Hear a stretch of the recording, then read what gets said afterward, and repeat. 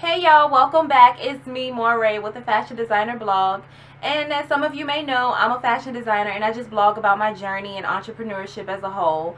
But today I want to get a little intimate and just have a little conversation about some things that really bother me as an entrepreneur. So let's hop right into it.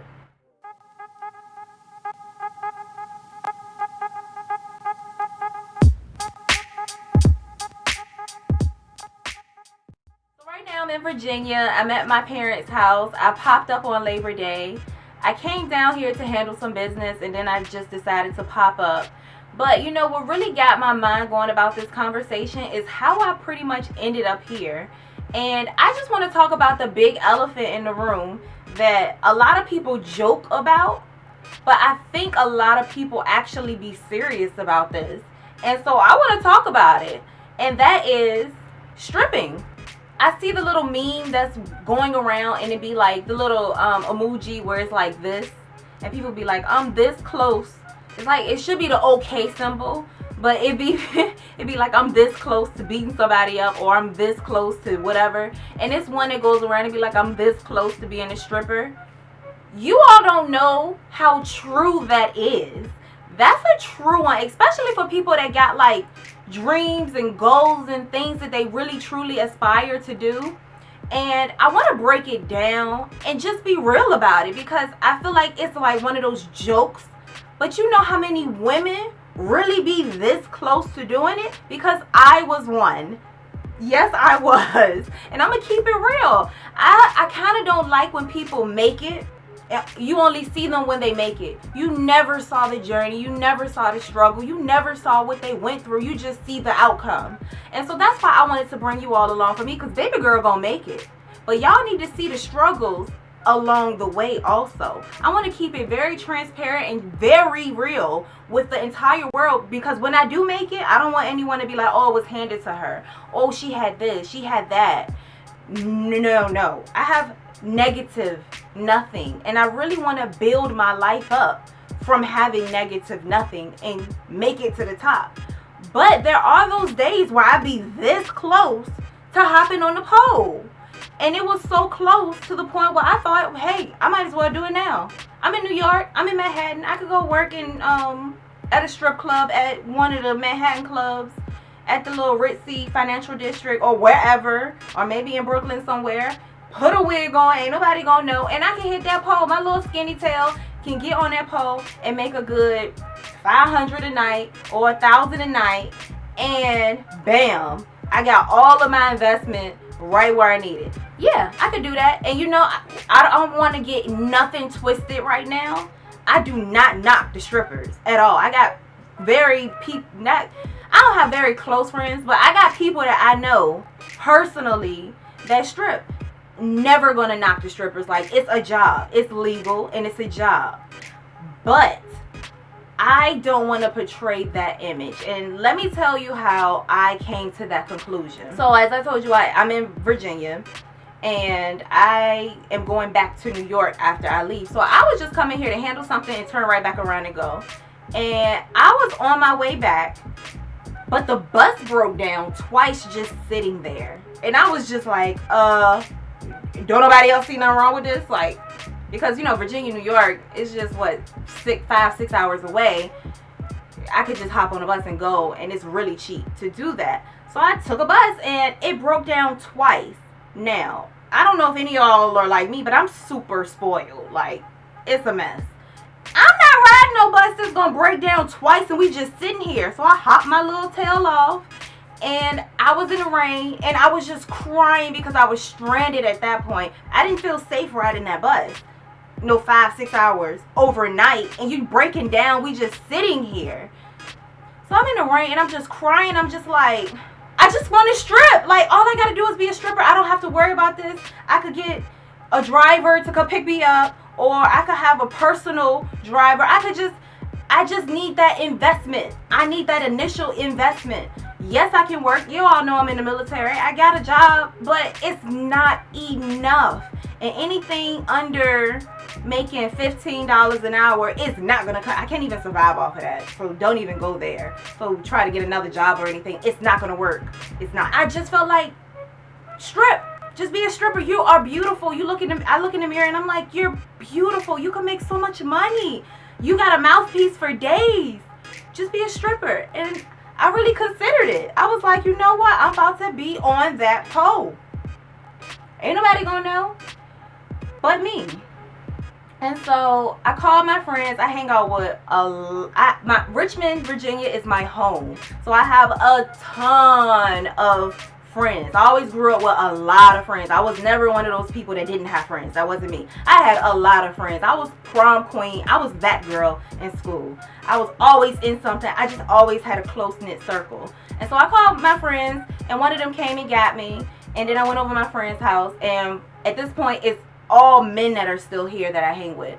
And I got their opinion. And I was just like, only 2 of them. I was like, I'm really thinking about stripping. Seriously. I'm like the princess of the house. It's like, no, Sherelle, don't do that. Nah, don't do it. But then people understood where I was coming from, because when you got so much like talent wrapped up in you, but you can't get it out because of money or debt, that is the worst feeling ever. It's like you're stuck, or you don't know what to do, because you know you can be great. You know it. But you just need maybe like 10,000. That's it. And it don't even be a big amount of money. And I don't want no loans or nothing like that. I just don't want to do it like that. But it sucks. And so once I broke it down to them, they completely got it. Because people always saw something in me that I never saw in myself. So people get it. And they say, if that's what you're going to do, make sure you do it for that reason. Because apparently people get into that lifestyle, and it take them a whole nother way. Which it wouldn't be me. But I still, I understand their caution. Yeah, this is all like within a few days. And I really thought about it. Like, I went on and called up a few places, and, well, just one place, not a few. And he was like, yeah, come on in. You could come work. And it wasn't a strip club, though. It was damn near it, but it wasn't one.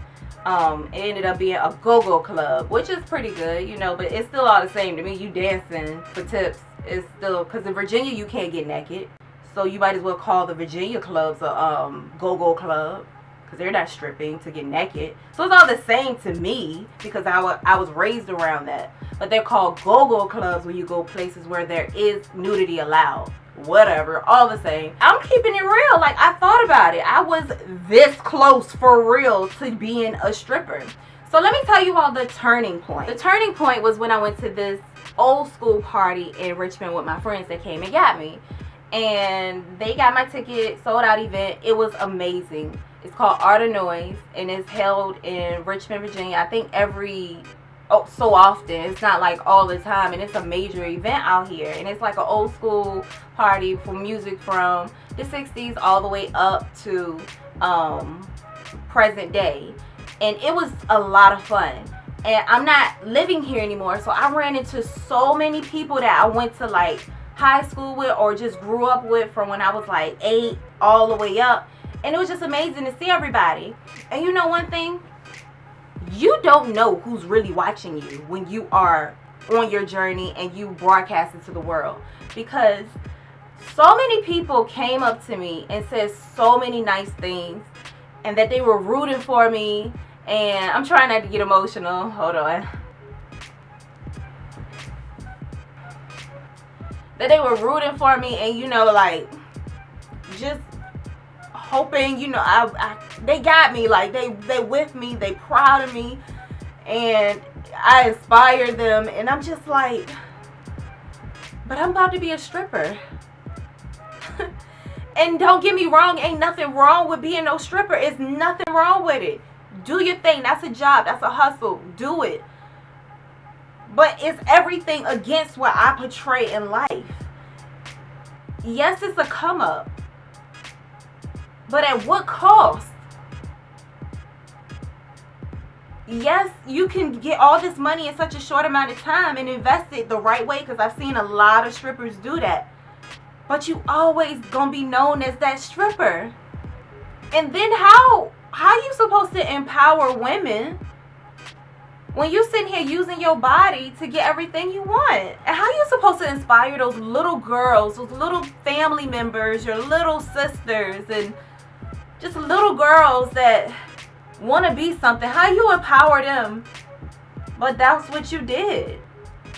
It just goes against all of the positivity, everything that I believe in. I'm not a religious person, but I got beliefs. And I do believe in God. And I don't, if it's the God that I serve, I don't believe that that's the route for me. It don't make sense. I don't think God, you say, okay, Sherelle, I'm going to use stripping for you to get to where you want to be. I don't believe that. No. I need to look at the bigger picture and get more closer to God to figure out exactly what direction do I go. Because I'm sure I'm not supposed to go in that direction. It can't be. It's not of God to me. It don't make sense. And that's not what I stand for, period. I'm there. I know I'm there. I am extremely successful already. I'm there. I got it. I know that. That's a mental thing. But I want to actually feel like I'm there. And I feel like college debt, student loans, all of that just weighs me down. And I just want them gone. I want to be debt free. And then I feel like I'll be successful. It's weird. It's like people just can't be satisfied, I guess. But mentally, I'm successful already.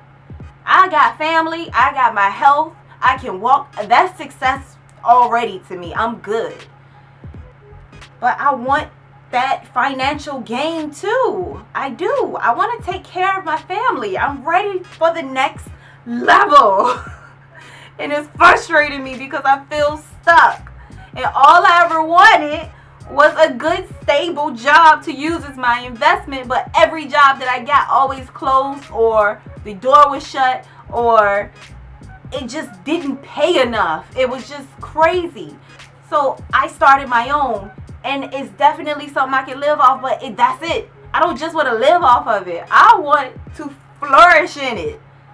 But it's a process. It's a process.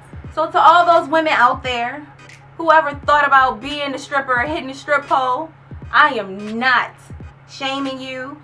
I'm just telling my story. And understand you're not alone, because I definitely thought about doing it to the point where I called and pretty much got a job. I didn't audition or nothing like that.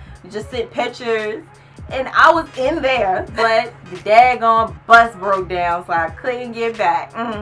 And thank goodness for that bus breaking down, because I wouldn't have known that everybody that spoke to me that night, that they felt like that. I don't even care if it was one little girl that would have came up to me. Like, say if it was some little 5-year-old or something outside. One day I'm walking to the store and would have said something nice. Like, I look up to you. That would have been enough right there to be like, no, I can't do it. And then I get this message from my old friend, my first boyfriend ever, who is now like a very good friend, back when I was 13. Listen to what he said. What's the hell wrong with you? Talking about being a damn stripper. Stripping for what? You got everything you need to be a successful black woman without having to take your clothes off. But I don't know if you can be able to call me back or not. Phone kind of acting up. So yeah, just text me. All right. Oh, I'm trying not to get emotional, because people really do care, you know. So you know what I got to say to this? Game on. Just when you thought you had me, just when the enemy thought, oh, I'm going to use this as a distraction from her greatness. Game on.